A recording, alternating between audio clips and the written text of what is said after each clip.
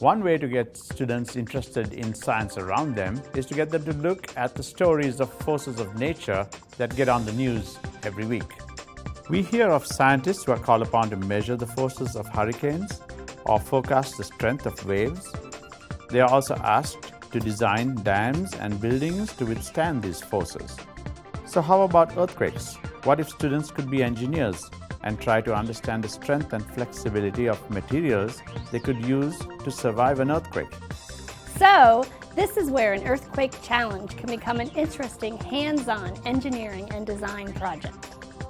In our school, we created a STEM event around the forces of nature, and students built earthquake-proof structures. But there were design restrictions that made the challenge interesting. If you are creating an earthquake challenge, you could set limits based on where your school might be and what material might be easily accessible to your community. In our challenge, students were allowed to use popsicle sticks and drinking straws, but no wood or metal. They could use twisters and marshmallows, but no glue guns or sticky tape. They could build towers with styrofoam and scrap material, but could not use staples.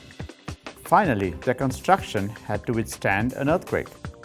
For this, we had to create or simulate an earthquake, so we needed to build an earthquake machine. We didn't want to spend a lot of money on a machine that would shake, rattle, and roll, so we built one in our own community. You could do this too.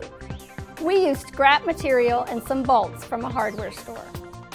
We then used a power drill to spin the wheel that simulated an earthquake.